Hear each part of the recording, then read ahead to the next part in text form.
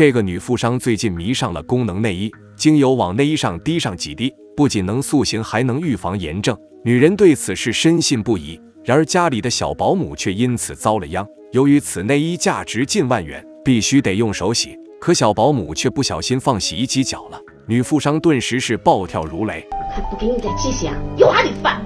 行了，这个月工资全扣！”霸道的女富商没有给小保姆半点解释的余地，一句话就让小保姆白白辛苦1个月。然而女富商怎样都料不到，不久后自己竟会因为这个昂贵的内衣而命丧黄泉。这个靓丽的小保姆名叫刘美美。令人诧异的是，刘美美还是个本科毕业的大学生。由于毕业这年刚好碰到金融风暴，找不到工作的刘美美就报名参加了高级保姆培训，最后被分配到了富商周东燕家，照顾周东燕一家人的饮食起居，以及辅导周东燕女儿的功课。然而周东燕虽然家大业大，为人却十分尖酸刻薄。刘美美大老远的赶来，还没来得及歇口气，周东燕就要求她准备晚餐，花样还得丰富不重样。丈夫鲁奇于心不忍，想建议周东燕让刘美美休息下，不料却遭来周东燕的数落：“他不做你做呀？”这个家显然是周东燕说的算。见识了周东燕的强势后，刘美美在之后的工作中是小心翼翼，如履薄冰，怎料还是时常遭来周东燕的挑剔。这天更是因为洗内衣的事，被扣了整整1个月的工资。大学生呢，白花那么多钱供你，还不如到农村随便找一个洗衣做饭的。面对周东燕的苛责，委屈的刘美美萌生了辞职的念头。可家境贫寒的她又不想辜负父母对自己的栽培，最终还是选择了忍气吞声。然而就在刘美美以为自己的生活会一直这样下去的时候，一个意外的发现却彻底颠覆了她的人生。这天外出买菜的刘美美碰到了当初一起培训做保姆的同学张青，可这次见面，刘美美却差点不敢认这个老同学，因为张青全身上下竟都是名牌，气质跟刚毕业那会儿比，完全是一个天上一个地下。聊下来，刘美美才发现张青早就不做保姆了，于是她便疑惑张青是怎么养活自己的，哪来那么多钱买名牌。美美，你是真不知道还是假不知道啊？我知道什么呀？年轻漂亮就是我们唯一的资本。在张青的讲述中，刘美美知道了一个令她震惊的事实：一起寒窗苦读的同学竟然当了别人的小三。原来张青得知自己考研失败后，就无心做保姆了。雇主家的女主人又经常对她颐指气使，张青一怒之下选择走人。可那家的男主人却一直对张青有意思，在张青工作期间就经常对其动手动脚。得知张青要辞职后，男人第一时间追上了张青，将张青安排到了旅馆中，并提出了包养的要求。无处可去的张青经过一番思索后，最终同意了。张青利用自己的年轻貌美，做了男人的情人，也就此过上了羡煞旁人的生活，这让刘美美感慨万千。面对张青的疑问，刘美美也回忆起自己和男主人鲁奇也有一些秘密。昨天刘美美像往常一样买菜回家，却发现鲁奇独自在家借酒消愁。鲁奇指着脸上的伤口向刘美美诉苦说，妻子周东燕强势霸道，家里的主要经济来源又都是靠她，女尊男卑的生活状态让鲁奇越来越觉得憋屈。刘美美闻言有些不知所措，想起身拿药，却被鲁奇拉住了。而这一拉，鲁奇的手却越握越紧。意识到气氛不对劲，刘美美赶紧抽回了手。没想到鲁奇却劝刘美美陪他一起喝酒。出于同情，刘美美跟着喝了一口，可鲁奇的情绪却渐渐感染了她。美美，今天大哥打发了你，以后你有什么事情，大哥我帮你，一定帮你啊！鲁奇安慰的话语深深触动了刘美美的痛处，她也开始哭诉命运的不公。说到伤心处，还不知觉得越喝越多，直到后面鲁奇酩酊大醉。然而这次小保姆和男主人并没有后续的故事发生，刘美美只当鲁奇是单纯的借酒消愁。可没想到有一天，鲁奇趁妻子不在，竟突然抓住刘美美的手说，妻子如果有刘美美一半的好就好了。这显然是对刘美美的暗示，但刘美美却果断怒斥了一番鲁奇。张青闻言马上看出鲁奇肯定对刘美美有意思，可此时的刘美美并不想像张青那样做别人的小三，然而当张青随手就送出一套昂贵的化妆品时，刘梅梅却又震惊了。而张青紧跟着说出的话，更是在潜移默化中影响着刘梅梅。女人呐，得知道心疼自己，青春没几年就过去了，得趁着年轻的时候啊，多捞点实惠。做保姆能挣几个钱呢？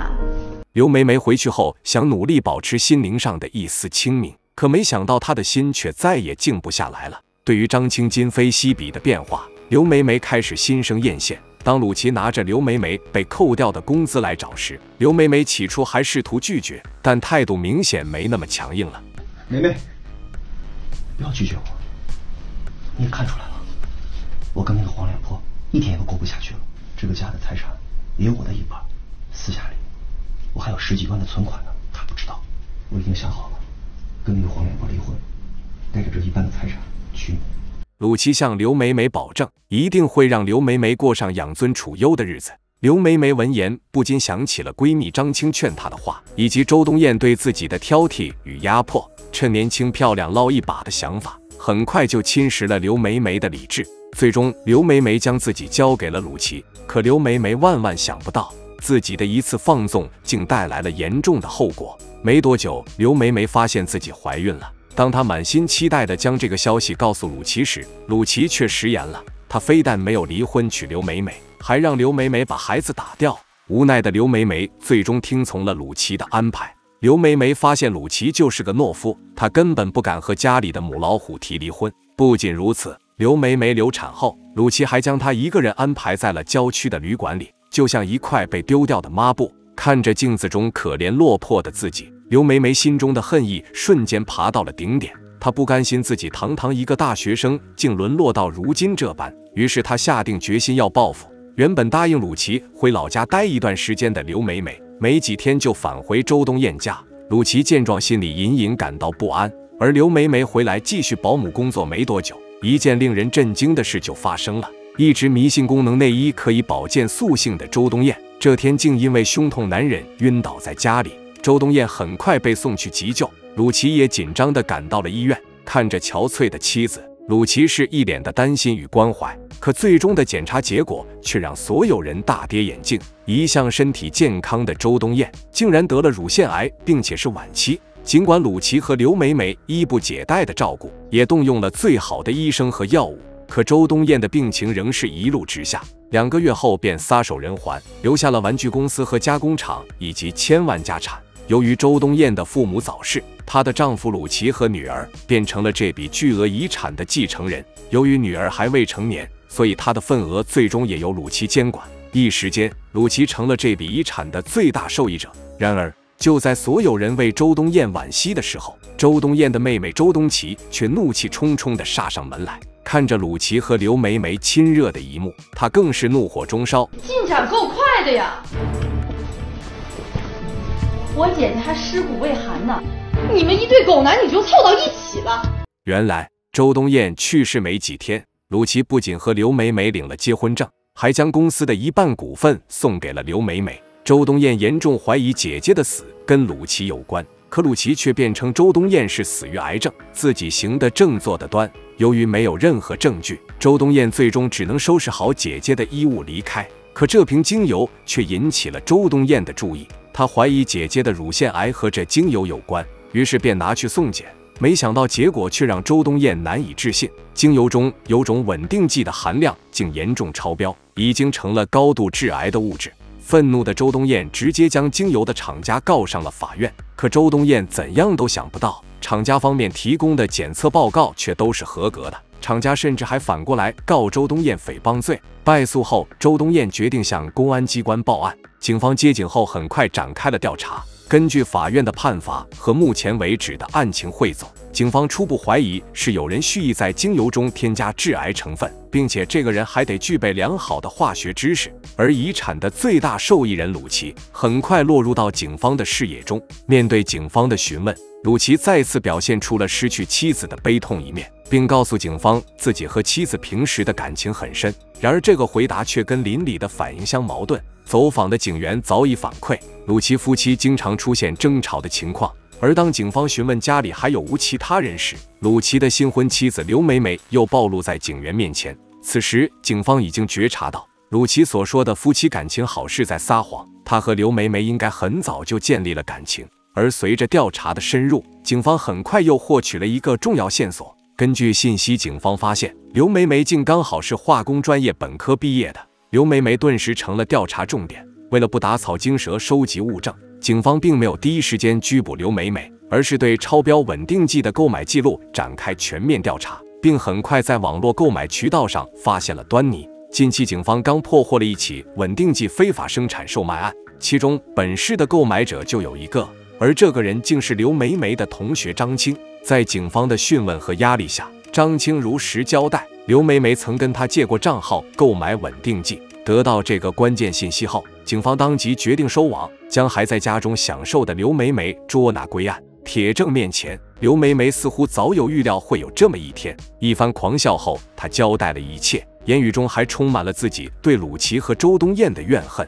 周东燕精明了一辈子，我偏偏要让她死得稀里糊涂。